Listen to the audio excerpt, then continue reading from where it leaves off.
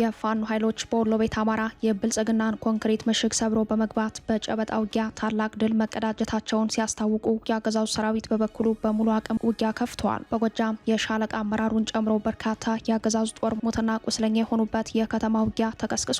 በሌላ በኩል ዓለም አቀፍ የጦርነት ሕግ የማይገዛው አገዛዙ በሸዋ ቀጠናዎች በምሽቱ ንጹሃንን በድሮን ጨፍጭፏል። ቀዳሚ የግንባር መረጃዎቻችን ናቸው። በአዲስ አበባ የሚገኙ ኤምባሲዎች ለዜጎቻቸው የደህንነት ጥንቃቄ መልእክቶች ማስተላለፋቸው ተሰምተዋል። የደህንነት ጥንቃቄ መልእክቱ ከ2 ሳምንት በኋላ ይካሄዳል በተባለው ምርጫ ጉዳይ ላይ ያተኮረ ሲሆን ኤምባሲዎቹ ከተሞች ከፍተኛ የደህንነት ስጋት አለባቸው ሲሉ አስጠንቅቀዋል። ይደመጣል። የብልጽግናው አለቃ አብይ አህመድና የሱዳን ወታደራዊ መንግስት አመራሮች ያደረጉት ሚስጥራዊ ድርድር መክሸፉን የሱዳን ዜና ምንጮች ዘግበዋል። ድርድሩ የትና በምን ሁኔታ ተካሄደ ለሚለው ዜና መረጃችን ምላሽ አለው። ከዚህ ጋር ተያይዞ ኢትዮጵያን ማዕከል ያደረገው ጦርነት አድማሱን አስፍቷል። ሁለቱ የሱዳን ጄኔራሎች ከፍተኛ የጦር ክምችት ያደረጉበት ቀጠናም ተጋልጧል። የሱዳን ብሔራዊ ጦር ተጨማሪ ስትራቴጂካዊ ከተማ በቁጥጥር ስር መዋሉ ተሰምተዋል። አብራችሁን ስትዘልቁ ትሰሙታላችሁ። አሜሪካ በኢራን ጦርነት ያጣችውን ክብር ለመመለስ የሚረዳት ስልታዊ ድል ቀንቷታል። የዓለም አቀፉ ሽብር ቡድን የአይኤስ ሁለተኛው ቁንጮ መሪ አቡ ቢላል መገደሉን ዶናልድ ትራምፕ በይፋ አስታውቀዋል። ይህ ጸረ ሽብር ዘመቻ በአፍሪካ ምድር የተፈጸመ መሆኑ ደግሞ መረጃውን አነጋጋሪ አድርጎታል። ለሰዓቱ የመረጥንላችሁ ዜና ትንታኔያችን ነው። ሰላም ጤና ስጥልን ውድ የጣና ቲቪ ተከታታይ ቤተሰቦቻችን፣ አብራችሁን ስትቆዩ እነዚህንና ሌሎች ዝርዝር መረጃዎችን ታደምጣላችሁ። አክብሮታዊ ግብዣችንን በማስቀደም ወደ ሰዓቱ ዜናና መረጃዎቻችን እናመራለን።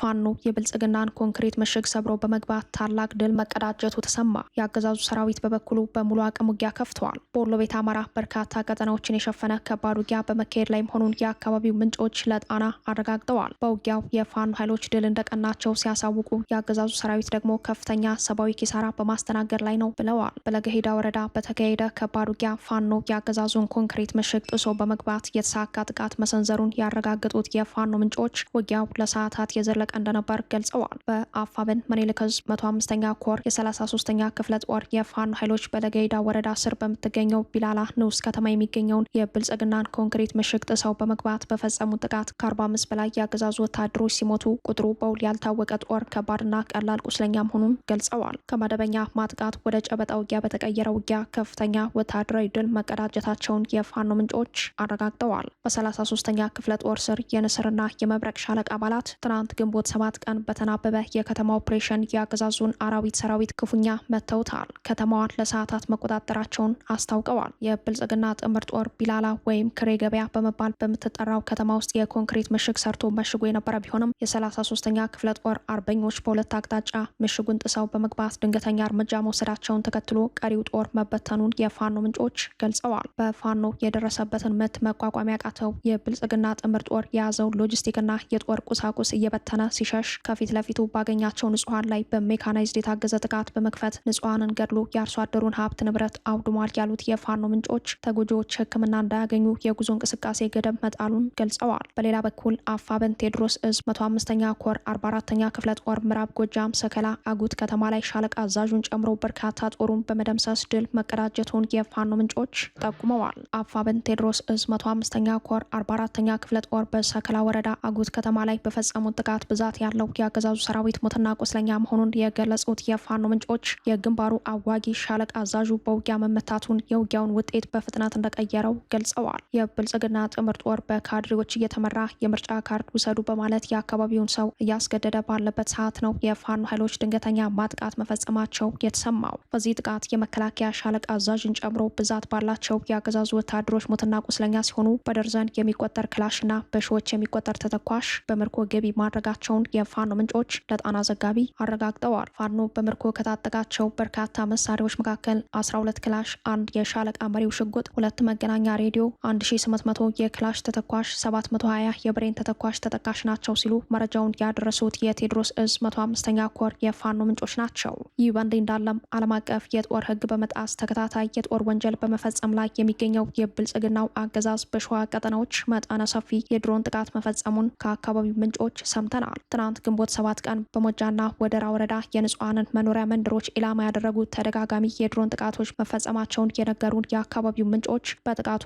የንጹሃን አርሶ አደሮችን መኖሪያ ቤት ሙሉ በሙሉ ሲያወድም በውስጡ የነበሩ የቤት እንስሳቶችን ጨምሮ የቤት ንብረቶች አልቀዋል። በሸዋ ጠቅላይ ግዛት ተጉለትና ቡልጋ አውራጃ በሞጃና ወደራ ወረዳ በሳሴት ክላስተር ስር በሚገኘው በጋውና ቀበሌ ግንቦት 7 ቀን ከምሽቱ 3 ሰዓት ተኩል ላይ በተፈጸመው በዚህ የድሮን ጥቃት የአቶ በቀለ ሸዋበር የተባሉ የጋውና ቀበሌ ነዋሪ የግል መኖሪያ ቤትን ሙሉ በሙሉ ማውደሙን ከአካባቢው ነዋሪዎች ለጣና በተላከው መረጃ ላይ ተመላክተዋል። ጥቃቱ በአንድ ጊዜ ብቻ ሳይሆን በተከታታይ ዙር የተፈጸመ ነበር ያሉት የአካባቢው ምንጮች ጥቃቱ በተፈጸመበት ወቅት አቶ በቀለ ሸዋበርና ቤተሰቦቻቸው ለግል ማህበራዊ ጉዳይ ወደ ሌላ አካባቢ በመሄዳቸው የሰው ሕይወት ባይጠፋም ሀብትና ንብረታቸውና ሙሉ ግቢው በድሮን ጥቃት ወድመዋል። የፋኖ መሪዎችም ሆነ የፋኖ አባላት በአካባቢው እንዳልነበሩ የገለጹት ምንጮች ይህንን ተከታታይ የድሮን ጥቃት ተከትሎ የመንደሩ ነዋሪ በስጋት ምክንያት ቤቱን ለቆ ለማደር መገደዱን ገልጸዋል። እንዲህ ያሉ ግልጽና ተጨባጭ የጦር ወንጀሎችን ለዓለም አድርሱልን ያሉት ንጹሃን ተጎጂዎች ከስራ ውሎ ቤት ማረፍ የማይቻልበት የሰቀቀን ሕይወት እየገፉ እንደሆነ ገልጸዋል። በአዲስ አበባ የሚገኙ ኤምባሲዎች ለዜጎቻቸው የደህንነት ጥንቃቄ መልእክቶችን ማስተላለፋቸው ተሰማ።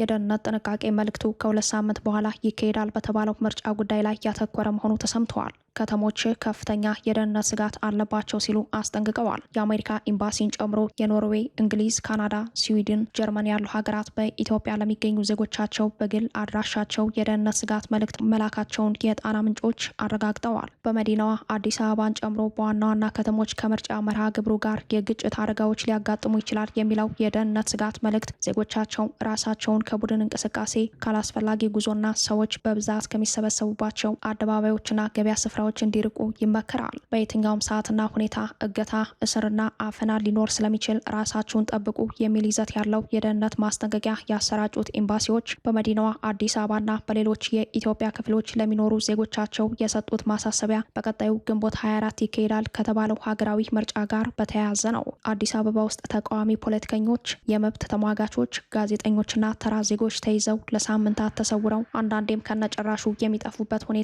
መፈጠሩ ከመዲናዋ በቅርብ ርቀት በአየር ኃይል የታጀቡ ውጊያዎች መካሄዳቸው በኢትዮጵያ ትልልቅ ከተሞች በሚገኙባቸው አካባቢዎች በከባድ መሳሪያ የታጀቡ አውደ ውጊያዎች የዕለት ዜና ሆነው መቀጠላቸው የታጠቁ ኃይሎች በምርጫው ጉዳይ የያዙት አቋም ጠንካራ ሆኖ መታየቱ ኤምባሲዎቹ ሁኔታውን በስጋት እንዲመለከቱት እንዳደረጋቸው ነው የተጠቆመው። በተለይም ኤምባሲዎቹ ዜጎቻቸውን በአዲስ አበባና በሌሎች ከተሞች በግፍ የመታሰር ስጋት ስላለ ራሳችሁን ጠብቁ፣ የጉዞ ማስጠንቀቂያዎች ወሳኝ ስለሆኑ እሱን ተግብሩ የሚል ማስጠንቀቂያ የሰጡት ከምርጫው ስጋት ጋር ተያይዞ ነው የሚሉት የመረጃው ምንጮች ኤምባሲዎች እንዲህ አይነት ማስጠንቀቂያ ሲሰጡ ይህ የመጀመሪያ ባይሆንም ምርጫው በውጤት ደረጃ የሚታወቅ ሆኖ ያለ መርሃ ግብሩን ተከትሎ የሰጡት ማስጠንቀቂያ ስጋቶች የጎሉ መሆናቸውን የሚያመላክት ነው ብለዋል። የበርካታ ሀገራት ኤምባሲዎችና ዲፕሎማቶች መቀመጫ፣ የአፍሪካ ህብረት መቀመጫ፣ የኢትዮጵያ መንግስት መቀመጫ፣ የኢትዮጵያ ርዕሰ መዲናዋ አዲስ አበባ በዘመነ ብልጽግና እንዲህ ያለ መግለጫ የሚወጣባት ሆኗል። ኤምባሲዎቹ ለዜጎቻቸው በሰጡት ማስጠንቀቂያ ለግል ደህንነታችሁ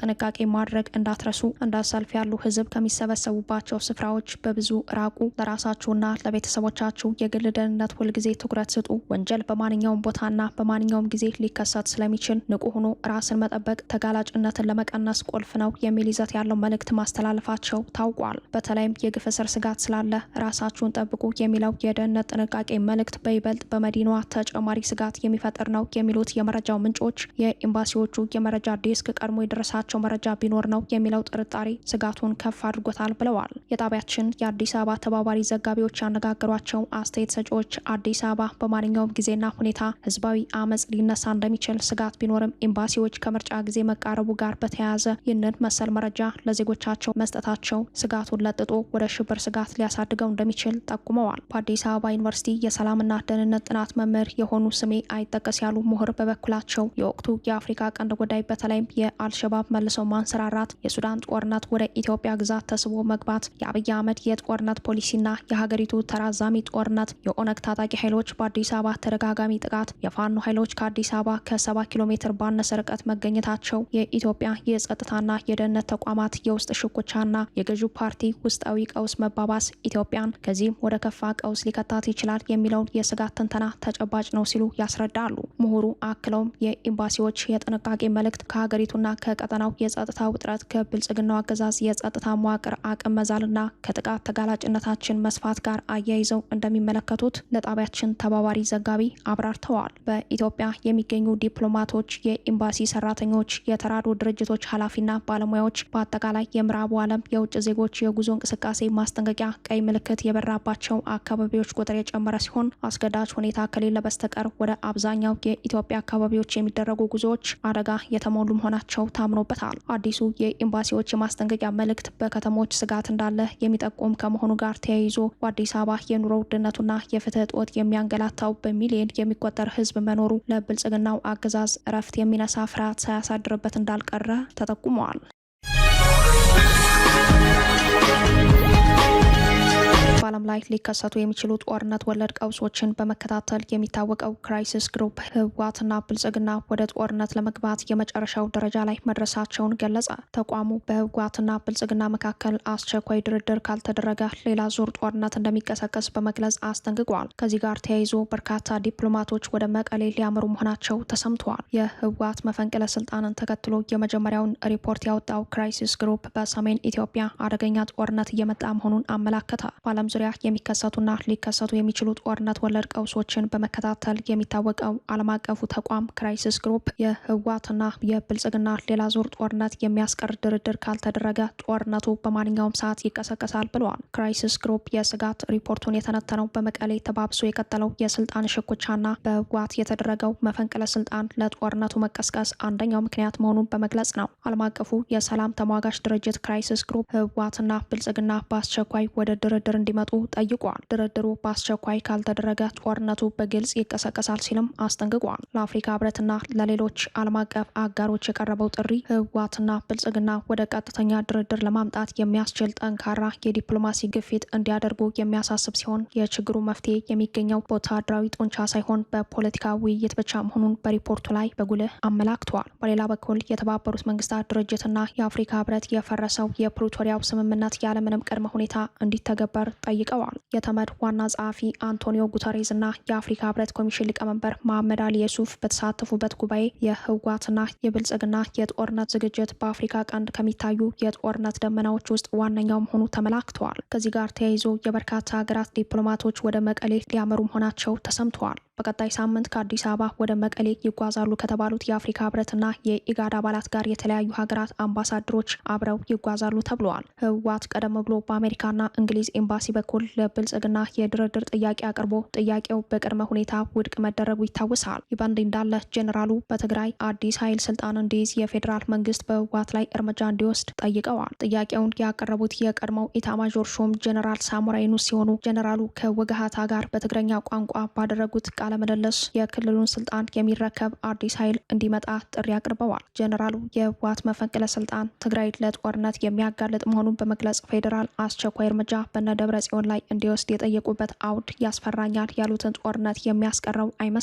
ወደፊት መጥቶ ስልጣን ይረከባል የተባለው አዲስ ኃይል የትኛው እንደሆነ በዝርዝር ባይገለጽም የፌዴራል መንግስት የሚወስደው ቀጣይ እርምጃ የክልሉን የስልጣን ፍልሚያ አቅጣጫ ይወስነዋል ተብሎ ይጠበቃል።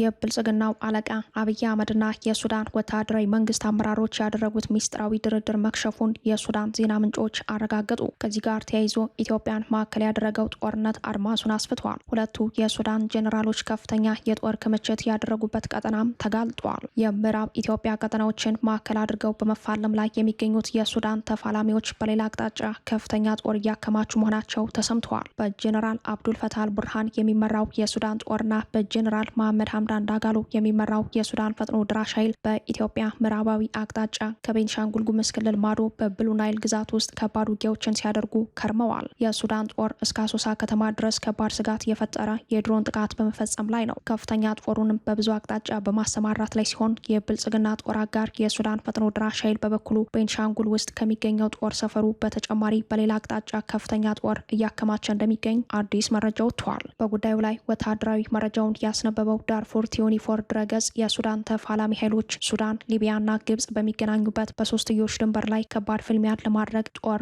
አከማችተዋል። ተፋላሚዎቹ ከፍተኛ ጦር እያከማቹ ያሉበት ቀጠና ከፍተኛ የወርቅ ክምችት ያለበት በመሆኑ በሁለቱም በኩል ተፈላጊ ሆኗል። በጀነራል መሐመድ ሀምዳን ዳጋሎ ሄሚቲ የሚመራው የሱዳን ፈጥኖ ድራሽ ኃይል ከወራት በፊት አካባቢውን የተቆጣጠረ ሲሆን በአሁኑ ሰዓት የሱዳን ብሔራዊ ጦር አካባቢውን ለመቆጣጠር ከፍተኛ የጦር ኃይል አከማችተዋል። ይህም ሌላ አደገኛ ጦርነት ያስከትላል የሚል ስጋት ፈጥሯል።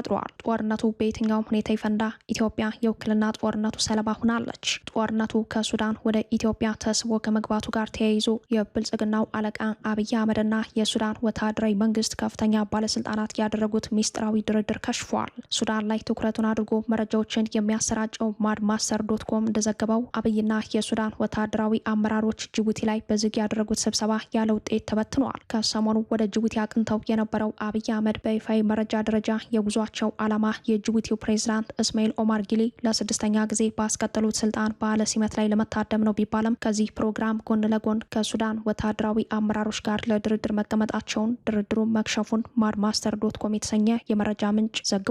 ይህ በእንዲህ እንዳለ የሱዳን ብሔራዊ ጦር ከኢትዮጵያ ድንበር አቅራቢያ የሚገኝ ስትራቴጂካዊ ቀጠናን ከፈጥኖ ድራሽ ኃይሎች መልሶ መቆጣጠሩ ተሰምተዋል። በጀነራል አልቡርሃን የሚመራው የሱዳን መደበኛ ጦር ኃይል በብሉ ናይል ግዛት ውስጥ የሚገኘውና ከፍተኛ ጂኦ ስትራቴጂካዊ ጠቀሜታ ያለውን የኮር ሀሰን አካባቢን ከፈጥኖ ድራሽ ኃይሎች ሙሉ በሙሉ መንጠቁን በይፋ አስታውቋል። የሱዳን ጦር ባወጣው መግለጫ መሰረት የአካባቢው ነጻ መውጣት የተረጋገጠው ከፈጥኖ ድራሽ ኃይሎችና ከእነሱ ጋር ጥምረት ከፈጠሩት የሱዳን ህዝብ ነጻነት ንቅናቄ ሰሜን ታጣቂዎች ጋር ከተደረገ ከባድ ውጊያ በኋላ ነው። በጦርነቱ ወቅት በአማጺው ቡድን ላይ ከፍተኛ የሰው ኃይል ጉዳት መድረሱንና በርካታ ወታደራዊ የጦር መሳሪያዎችና ቁሳቁሶች መውደማቸውን ጦሩ ገልጸዋል።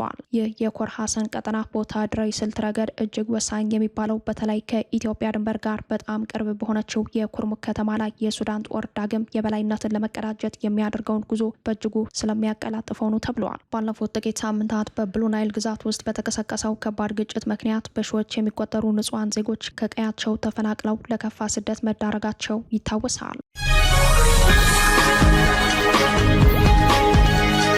አሜሪካ በኢራን ጦርነት ያጣቸውን ክብር ለመመለስ የሚረዳት ስልታዊ ድል ቀናት። የዓለም አቀፉ ሽብር ቡድን የአይኤስ ሁለተኛው ቁንጮ መሪ አቡ ቢላል አልሚኑኪ መገደሉን ዶናልድ ትራምፕ በይፋ አስታወቁ። በአሸባሪው ቡድን አይኤስ ውስጥ በዓለም አቀፍ ደረጃ ሁለተኛው ከፍተኛ መሪ የነበረው አቡ ቢላል አልሚኑኪ የአሜሪካና የናይጄሪያ ጥምር ጦር በጋራ በወሰዱት ወታደራዊ እርምጃ መገደሉን የዩናይትድ ስቴትስ ፕሬዚዳንት ዶናልድ ትራምፕ በይፋ አስታውቀዋል። ፕሬዚዳንት ትራምፕ ትሩዝ ሶሻል በተሰኘው የግል ማህበራዊ ገጻቸው ላይ ባሰፈሩ መግለጫ ወታደራዊ እርምጃው እጅግ ስኬታማና ውስብስብ እንደነበር ገልጸዋል። ዛሬ ምሽት በኔ ቀጥተኛ ትዕዛዝ ጀግኖቹ የአሜሪካ ኃይሎችና የናይጄሪያ መከላከያ ሰራዊት በዓለማችን ላይ እጅግ ንቁ የነበረውን አሸባሪ ከውጊያ ሜዳ ለማስወገድ በጥንቃቄ የታቀደና እጅግ ውስብስብ የሆነ ተልዕኮን በሚገርም ብቃት ፈጽመዋል ሲሉ ውዳሴ ያስነበቡት ትራምፕ መግለጫቸውን ሲቀጥሉ በዓለም አቀፍ ደረጃ የአይኤስኤስ ሁለተኛ መሪ የሆነው አቡ ቢላል አፍሪካ ውስጥ መደበቅ እችላለሁ ብሎ አስቦ ነበር። ነገር ግን ምን እያደረገ እንዳለ በየደቂቃው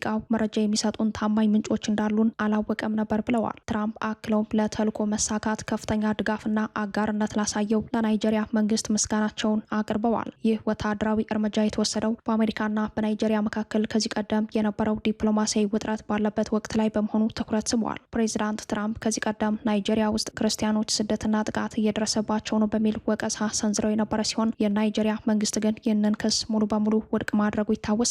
በዚህ ውጥረት ማግስት ባለፈው የፈረንጆች የገና ዕለት ዲሴምበር 25 የአሜሪካ ጦር በሰሜን ምዕራብ ናይጄሪያ ሶኮት ግዛት በሚገኘው ጃቦ መንደር ላይ የአክራሪዎች መሸሸጊያ ባላቸው ስፍራዎች ላይ የአየር ጥቃት መፈጸሙ ይታወሳል። በናይጄሪያ ሰሜናዊ ክፍል የአሸባሪ ቡድኖች ጥቃት አሁንም ከፍተኛ ስጋት ሆኖ ቀጥሏል። በቅርቡ በዮቤ ግዛት በደረሰ የአየር ጥቃት ከ200 በላይ ሰዎች መሞታቸው የተነገረ ሲሆን በሰሜን ምስራቅ ናይጄሪያ ደግሞ በአክራሪዎች በተሰነዘረ ጥቃት ቢያንስ 25 ሰዎች ህይወታቸውን አጥተዋል። ይህ የቡድኑ ሁለተኛ ሰው መወገድ በአካባቢው ባለው የጸጥታ መዋቅር ላይ ከፍተኛ ለውጥ ያመጣል ተብሎ ይጠበቃል። የናይጄሪያ መንግስት በጸረ ሽብር ዘመቻ ከአሜሪካ ጋር ያለውን ስልታዊ አጋርነት እንደሚያሳድግ ተንታኞች በመግለጽ ላይ ናቸው። በአሜሪካ በኩልም በኢራን ጦርነት ያጣችውን ክብር በሌላ የጦርነት ግንባር ለመመለስ እድል የፈጠረላት እንደሆነ በመነገር ላይ ነው።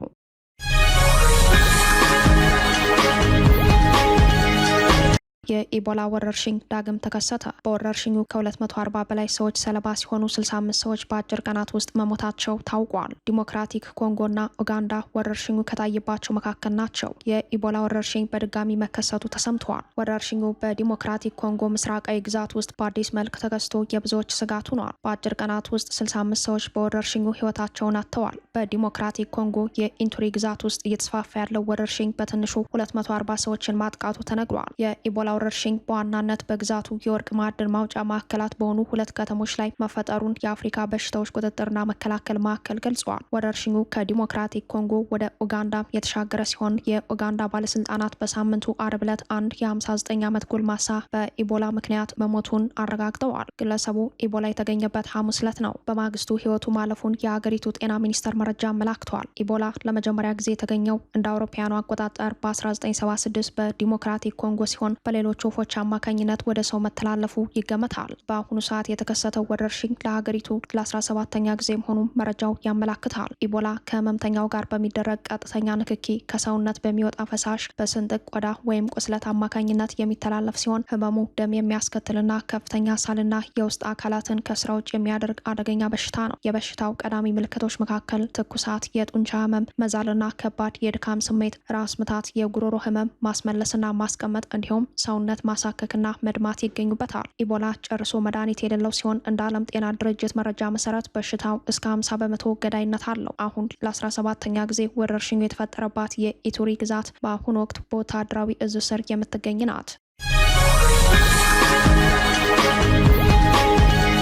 ክቡራትና ክቡራን ቤተሰቦቻችን ለሰዓቱ የተሰናዱት መረጃዎቻችን የተከታተሏቸዋቸውን ይመስሉ ነበር። አብራችሁን ስለቆያችሁ ልባዊ ምስጋናችን ይድረሳችሁ እያልን የጣና ቲቪ ወቅታዊ ዜናዎች፣ ትንታኔዎችና ልዩ ልዩ ፕሮግራሞች እንዲደርሷችሁ ቻናላችን ሰብስክራይብ በማድረግ ቤተሰብ ሆኑ በተሳትፎ የትግል ሚዲያው እንዲያጠናክሩ ጥሪያችን እናቀርባለን። ጣና ቲቪ ከሀቅ ጋር